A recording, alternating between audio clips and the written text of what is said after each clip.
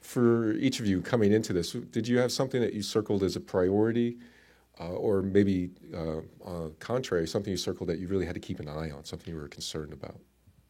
Just to keep the integrity of the book, you mean? Yeah. I mean, for me, I just wanted it to feel like what it felt like when I read it for the first time. And I mean, that was kind of the goal with everything that we did, I think, for Wick as well. Yeah, I mean, we actually had a very real responsibility to John Green, the author. When Elizabeth Gabler and I chased it, he had had a couple of bad experiences in Hollywood. I mean, first of all, he didn't think this book would become a movie. He was just like, no one's going to make a movie about two kids with cancer. And so when we read the book, and I fell in love with it and called Elizabeth and said, we have to do this. This is just an extraordinary love story. He happened to be coming to town, so we went and met him backstage. And the first thing we said was that, we're going to make an unsentimental, representation of your book. We promise you that the character will have a cannula in her nose the entire movie and that Gus will walk on one leg. Like, we're not going to Hollywoodize it in any way. And I think that's a natural thing that happens a lot of times with books. As you start adapting them, you sometimes stray a little bit away from the source material, and then you stray a little further, and then you stray a little farther, and all of a sudden you're looking at your script and it doesn't represent what you fell in love with in the book.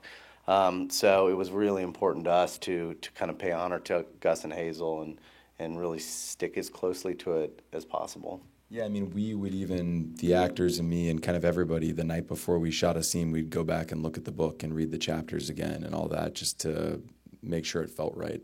Well, I will credit Scott and Mike, our screenwriters, for a really brilliant adaptation. I mean, one of the things about the book is it's very much Hazel's book. It's internal. A lot of the great insights and humor of the book is sort of in her head. The one thing they did immediately was give Gus a story and really give him a sort of full life outside of her.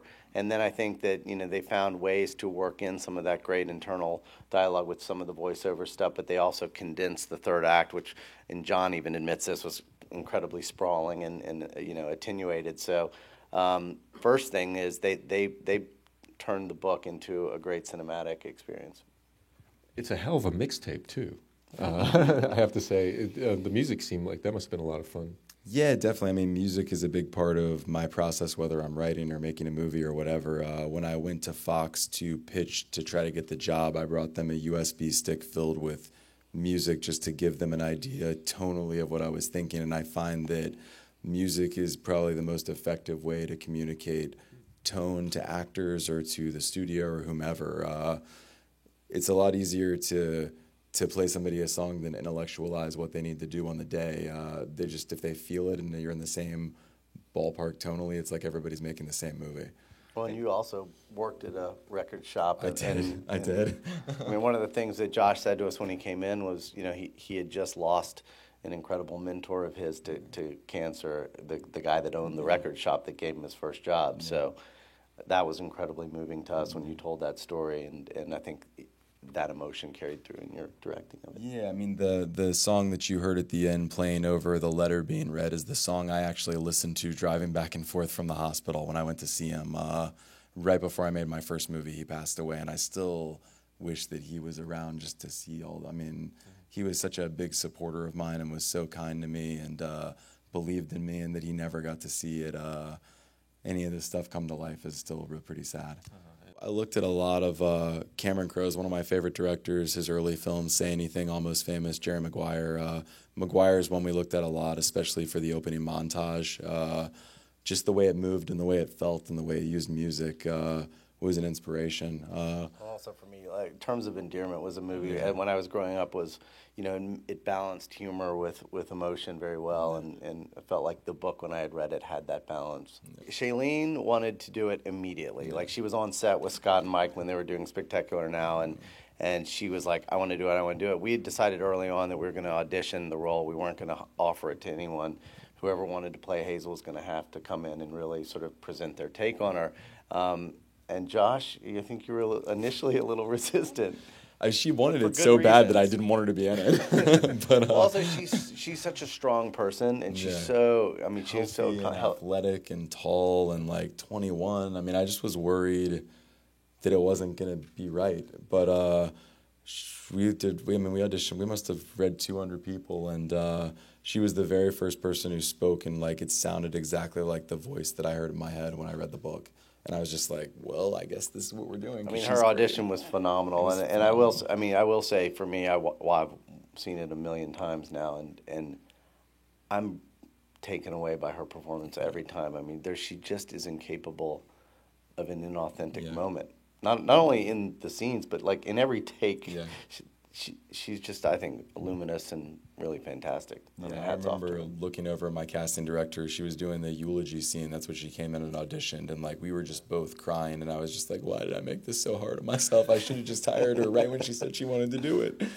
But I mean, they really gave her ownership over that role to come in and audition, because it's like once she came in and nailed that, it's like it was hers. I mean, that was her. I mean, there was never a question again. And then with Ansel, who was newer, once we had Shailene, we brought in a bunch of different guys that we had liked and just did some chemistry reads. And he was really the first one to totally break her down. Like in many of the guys would come in and she just dominated them. Yeah. And he came in and somehow made her feel a little off balance and insecure and girlish in a way that nobody else did. And helped that he's 6'5", so he also kind of towered which over helped her. us visually with my problems, which was her size and her strength. It's like he felt visually just a lot bigger than her, which I think helps sell the characters, Yeah. And then, one last thing. You mentioned the amazing effect that, the amazing passion that people have for the book and what it's meant to people. This experience is only a weekend long so far, but what's it like to be kind of plugged into all of that and the expectations that come with it and the upsides? It has extraordinary fans, and they love this book. I mean, they've read it over and over again. So I think we were all very conscious of trying to make a movie that was going to satisfy them. I think we're very relieved and happy that it seems to have not only satisfied them, but it's something that I think we were all surprised that you could sell a movie, about two kids falling in love who are both dying of cancer, that people would come out the opening weekend. We thought it would be a movie that people would have to discover outside of the core fans. But look, you definitely, I mean, you can really faceplant on this kind of project, and testament to Josh. I mean, he did an extraordinary job directing. It was everybody, but I mean, never in my wildest dreams did I think this would do the business that it's done ever. Like I thought we were making like a little indie movie for studio, so it's just been an incredible experience. I can't even begin to describe it. It's been very surreal.